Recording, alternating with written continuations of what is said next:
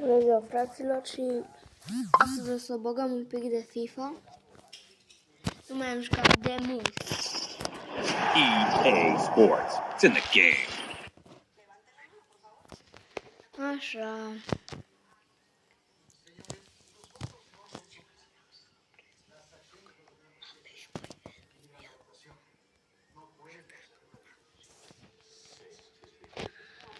Bun.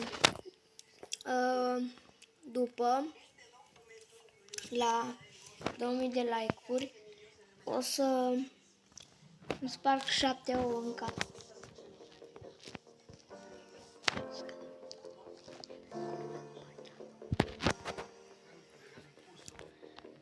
Și la 3000 de like-uri o să fac partea a doua. Bun, o să intrăm aici. Așa. Să jucăm, că trebuie să jucăm, să luăm pe Roberto Carlos de 99. Pentru că n-am reușit să-l iau.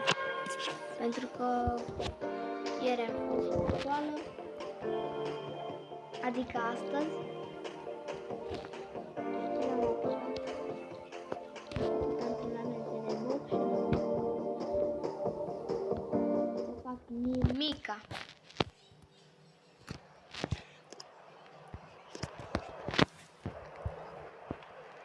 Ne dăm pase la asta și driblăm, așa, fain, frumos, hop, hop. Avem echipa de 103, cum ați văzut. Înainte aveam de 99 și apoi m-am străduit ca să fac de 103. În 4-5 zile, cam așa. Ați văzut că am ratat șutorul.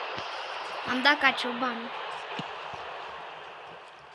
S-ar putea să fie gol.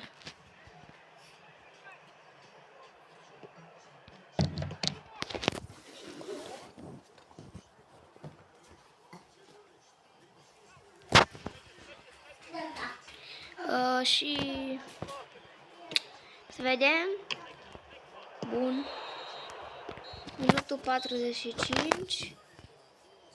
Sper să câștigăm. Sper.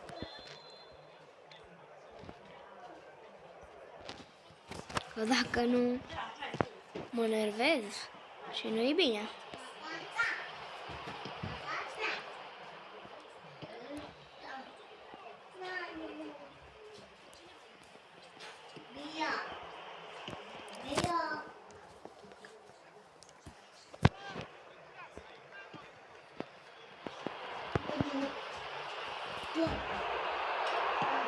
Bun, cam așa, cam atât a fost videoclipul, eu vă las, pa!